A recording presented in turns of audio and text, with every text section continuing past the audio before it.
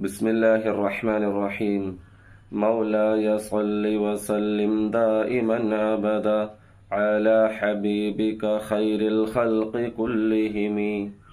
അള്ളാഹുവേ, സർവ സൃഷ്ടികളിലും ഉത്തമരായ ഹബീബായ പൊന്നു മുസ്തഫ സല്ലല്ലാഹു അലൈഹി വസല്ലമ തങ്ങളുടെ മേൽ നിന്റെ നിത്യമായ സ്വലാത്തും സലാമും ചൊരിയണമേ എന്ന ആശയം വരുന്ന മൗലായ സ്വല്ലി വസല്ലിം ദായിമൻ അബദ അലാ ഹബീബിക ഖൈറിൽ ഖൽഖി കുല്ലിഹിം.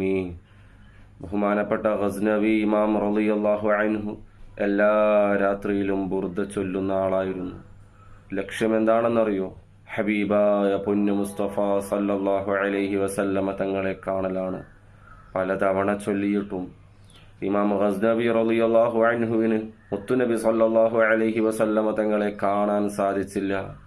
അപ്പോൾ ഇമാം ഷെയ്ഖിനോട് പരാതി പറഞ്ഞു, ഞാൻ ബുർദ കുറേ ചൊല്ലുന്നു, ഹബീബായ പൊന്നു മുസ്തഫ സല്ലല്ലാഹു അലൈഹി വസല്ലമ തങ്ങളെ കാണാൻ സാധിക്കുന്നില്ല.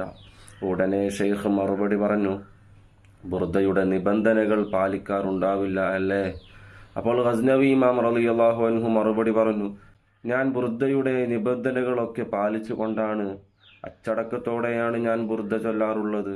ഷെയ്ഖ് പറഞ്ഞു, ഖസീദത്തുൽ ബുർദയ്ക്കിടയിൽ ബുസൂരി ഇമാം റളിയല്ലാഹു അൻഹു ചൊല്ലിയ സ്വലാത്ത് നിങ്ങൾ ചൊല്ലാറുണ്ടാവില്ല. അതായിരിക്കാം കാരണം. അത് ഈ സ്വലാത്താണ് എന്ന് ഇമാം ഗസ്നവി റളിയല്ലാഹു അൻഹുവിന് പറഞ്ഞു കൊടുക്കുകയാണ്. ഏതാ സ്വലാത്ത്? മൗലായ സ്വല്ലി വസല്ലിം ദായിമൻ അബദ അലാ ഹബീബിക ഖൈറിൽ ഖൽഖി കുല്ലിഹിം.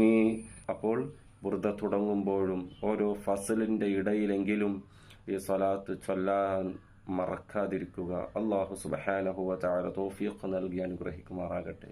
അസ്സലാമു അലൈക്കും വറഹ്മത്തുള്ളാഹി.